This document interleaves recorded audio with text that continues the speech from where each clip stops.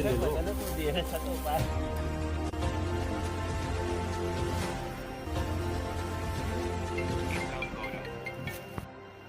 को गलत, सही को सही बताना।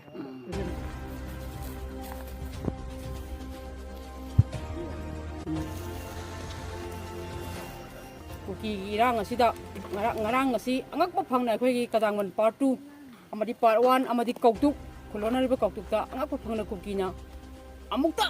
lan ngahan make hore ba lar sigda amukta oi diba mong ngarang di asuki mati bom dagi nongmai dei kapsilak tuna akhoi khunja sing asi asuki mati awa ba haiba du mayong na khre ngarang numidang waram dagi pung 8 makai swai dagi kapak pasina numidang waram kano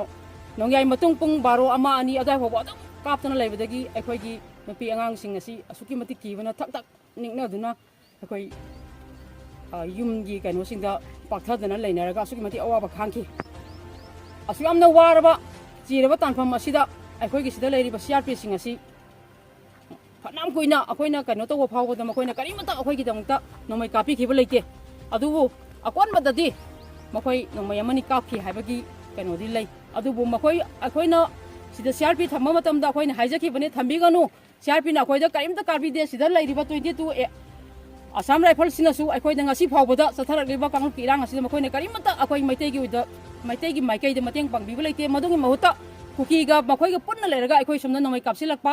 ngarang maktada makoina akoi gi somda sas lai kapaktana nomai kapsilaktana akoi asuki matik akiba awaba haibadu mayong nei som makharom thangbadagi na kadangman kenosidagi amuk kadangman sida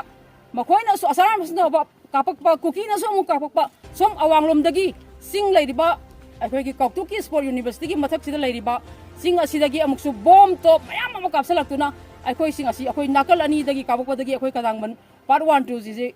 akoi nupi angang mayam puna musi asuk mati awa mayong aduna siba sangba khangdana asuki mati awa haiba du mayong nei asigumba mayong na batal pham asida akoi kadangman sidadi akoi gi state ki maikai dagi state forcing karamata lapi ki blaite loina na asuaina awa na ta duna wana leiriba marak sida amu kamai to gi haba da ngasi ayuk nongalakpada akoi khungang nina sasan pundaba yadabanda sanpunba kumu matamda akoi gi sida leiriba Assam Rifle gi manak nak leiriba kuki gi manak nak leiriba labukta sanpunba matamda akoi gi boma ma labukta taraga leramki boma ma lairi haiduna akoi na lamsang SP da lamsang gi police ta amadi akoi gi state forcing da pau pira phawda hauji pung 10 makhai 13 tasila kadra basi phawda akoi kanamata akoi state ki maikai dagi police lakte karingmo mata lakte aduga akoi CRPF su sida ngaktang yengamaga adum makoi gi sangkhre aduna law suga doribani akoi law hoji suba loibanda tri hoji hoji gi hairiba akoi gi bom tariba mafam asi law khawbadagi akoi law khawna ba sanna bagi sem sabadagi sumai tokdam bom leira habadi ngasi si akoi kadang mangi oina apunba kano gi oina akoi law suba kanamata sattadana akoi sumaina bom leibadi kizabana bom si hoji phawla khotaba maramna akoi law suba ngasi lepaga sumai tokdana akoi awa basi khanga ngasi phawla leijabani akoi na hajaning badi asuyam na awana taraba ngarang dagina ngasi phawboda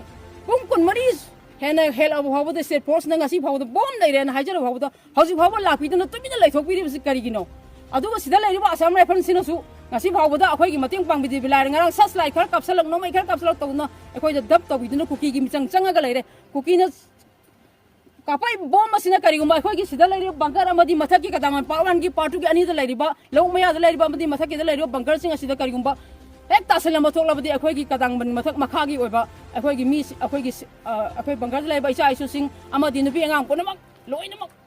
asuki mating masing yamna asina tholamgani adu asiguma phim masida hoji phawbagi oina akoi state ki maikai dagi karigumba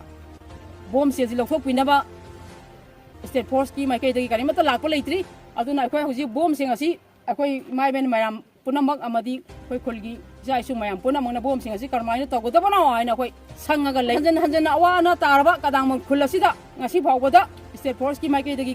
sumaina kan mating pangbidaba atu matamda lakbidaba akoi na haijab matamda lakbidaba se akoi asikumati warawi masi kari marang gino koi kadang man khungang asi adum lenga ki kanom ta yaudna koi siro haibra kari to haibna log chu daba ya dabna koi sa daba ya di sa labuk thabu kum daba ya di sa san pun daba ya di aduna sukamati mayang no phio ma da